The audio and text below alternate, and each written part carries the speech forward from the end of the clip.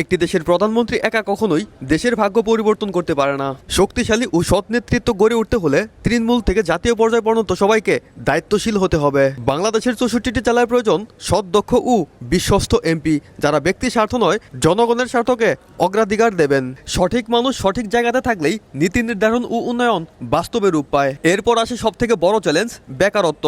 দেশে কর্মসংস্থানের ঘাটতি হলে হতাশা বাড়ে, আর সেই হতাশা অনেককে অপরাধের দিকে ঠেলে দেয়। সমাধান কি? বিদেশ থেকে উন্নত প্রযুক্তি আনা, শিল্পায়ন বাড়ানো, আইটি ও আধুনিক কারখানা খাতে বিনিয়োগ বৃদ্ধি, এসবের মাধ্যমে লক্ষ লক্ষ কর্মসংস্থান তৈরি করতে হবে। দক্ষ জনশক্তি গড়ে তুলতে কারিগরি শিক্ষা ও প্রশিক্ষণের উপর জোর দিতে হবে। পাশাপাশি সরকারি কর্মকর্তাদের উপযুক্ত বেতন নিশ্চিত করতে হবে, যাতে ঘুষ নেওয়ার প্রলোভন কমে। স্বচ্ছতা, জবাবদিহিতা ও কঠোর আইন প্রয়োগ, এই তিনটি একসাথে কাজ করলে দুর্নীতি ও অপরাধের হার কমে যাবে। দেশ বদলাতে হলে একার নেতৃত্ব নয়, সম্মিলিত সততা, দক্ষতা ও দীর্ঘমেয়াদী পরিকল্পনায় হতে পারে আসল চাবিকাঠি। জনস্বার্থে ভিডিওটি শেয়ার করুন, যাতে উপর মহল পর্যন্ত কথাগুলো পৌঁছায়।